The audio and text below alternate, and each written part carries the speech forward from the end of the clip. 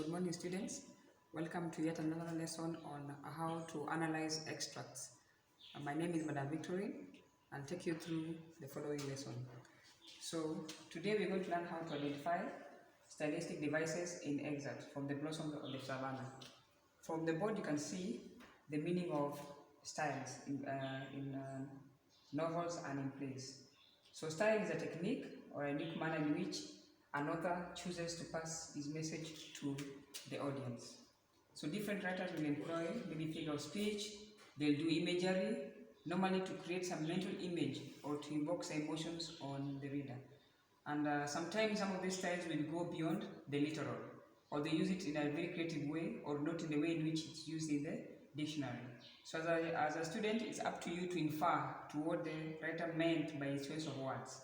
So the following are examples of style that you may encounter when you're reading The Blossoms of the Savannah. They include vivid description, flashback, foreshadow, local dialect, sarcasm, rhetorical questions, allusions in many forms, can be biblical, it can be situational or historical. Then we have metaphor, we have ideophones, we have suspense, we have simile, we have hyperbole, we have personification, we have dialogue, we have onomatopoeia, we have irony, we have proverbs or wise sayings, then there's the use of songs, then we have story within a story, then we have contrast, then we also have symbolism and repetition among many others. So as a student, there are three ways in which you need to be able to analyze stylistic devices. 1. You must be able to identify the style from the excerpt. Is it repetition? Is it dialogue? Is it symbolism? Then 2. You must be able to go ahead and give the illustration of that style to make the readers know what you meant by the style that you've mentioned. If it's simile, you must give the two things being compared and give the quality that they share. And then finally, you must give the effectiveness. In this case, they're asking you, why did the author use that style? Why did the author need there to be repetition? Why was there allusion? What was the effectiveness of that style? You must be able to comment on that style which the author has used. So as you continue to read the book from cover to cover, be ready to be able to identify those styles that have been mentioned above. So for today, we're going to use the previous passage. I'm going to read it and then see if you're able to identify the style, any of the styles mentioned above, and be able to lift it and know how to present it. So we begin with the first part. In the excerpt, "Don't befuddle me with your weird kind of reasoning," said Tayo, getting impatient. "Do you prefer Nakuru bus stage to this serene atmosphere?" "No, not at all," Resian said seriously. "I'd rather live in the most noisy place on earth than live anywhere near a vagabond who would accost me in the most quiet and serene atmosphere with the intention of mutilating my sexuality. Of course, I also don't care whether I'm counted among the Ntoye de Mengalana." An embarrassed Tayo said as she began to fold clothes, not looking at her sister. "What I know is that my body belongs to me, I belong to myself." She picked a pillow, tossed it on the bed, plumped it up and looked around and said fiercely, "Only when I'm dead will anybody mutilate my body." "Don't you think they can force us to undergo the ritual?" Resian asked fearfully. "What do you think will happen to us if Papa is forced by his clansmen to embrace the archaic culture that will require us to get the cut?"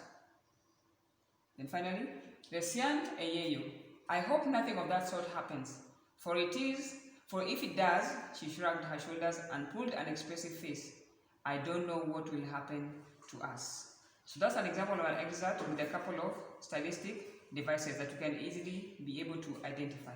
So a normal question would be, a sample question would be, identify and illustrate the style used in the excerpt. In this case, I've already identified one. We have the use of local dialect. If you go back to the extract, you'll see some words in italics. For example, you have the one I've just said, Ntoye de Mengalana. So that's an example of a word from the Ma community. So the fact that it's not an English word, they've used a non-English word, it automatically qualifies as local dialect. So when you see any word which is not English Probably can be a Ma word or a Kiswahili word. Automatically, you know the author has employed the use of local dialect. So if you want to identify, you write there local dialect, and then you put a hyphen and give the illustration. In this case, Intoye Nemengalana. After that, you must go beyond that and give us the effectiveness of the local dialect. In this case, from the word Intoye Nemengalana being a Maasai word, we know that the author wanted to use it to give us the setting of the story, probably the geographical setting of the story. If you identify the Maasai words, then you automatically know that that piece of writing comes from the Maasai community. So you must be able to give the effectiveness of whatever has been used. So apart from just giving us the setting of the story, sometimes authors are forced to use local dialect because there's lack of an equivalent word in English.